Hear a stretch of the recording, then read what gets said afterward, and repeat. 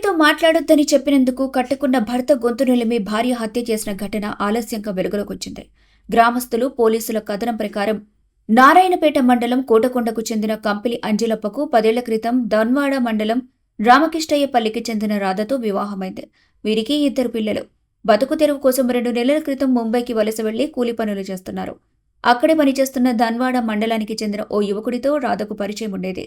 తనకంటే చిన్నవాడైనా అతడితో వివాహేతర సంబంధం పెట్టుకుంది.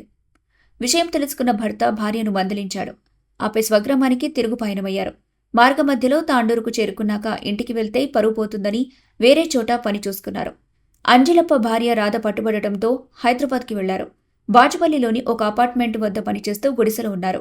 అయితే రాధ తిరిగి ఆ యువకుడితో మాట్లాడటం అంజిలప్ప గమనించాడు. దీంతో ఇద్దరి మధ్య పలుమార్లు గొడవలు జరిగాయి. ఈ క్రమంలోనే గత నెల 23న రాత్రి అంజిలప్ప మద్యం తాగి ఇంటికొచ్చాడు. ఇద్దరి మధ్య గొడవ జరిగింది. తాగిన మైకంలో భర్త పడుకొని ఉండగా భార్య గొంతు నులిమి హత్య చేసింది. ఏమీ తెలియనట్టు పక్కనే ఉన్న గుడిసెలోకి వెళ్లి భర్త తనను ఇబ్బంది పెడుతున్నాడని చెప్పి అక్కడే పడుకుంటానని వారిని నమ్మించింది. తెల్లవారుజామున లేచి గుడిసెలోకి వెళ్లి భర్త చనిపోయాడని రోధిస్తూ అందరినీ నిద్రలేపింది. అనంతరం ప్రైవేట్ అంబులెన్స్లో కోటకొండకు తీసుకురాగా మృతుడి సోదరుడు, ఇతర కుటుంబ సభ్యులు అంజిలప్ప మృతిపై అనుమానాలున్నాయని అదే రోజు సర్పంచ్ సహాయంతో నారాయణపేట రూరల్ పోలీసులకు ఫిర్యాదు చేశారు. సైబరాబాద్ కమిషనర్ డీసీపీ ఆదేశాలతో బాచుపల్లి పోలీసులు రంగంలోకి దిగి రాధను అదుపులోకి తీసుకుని విచారించారు.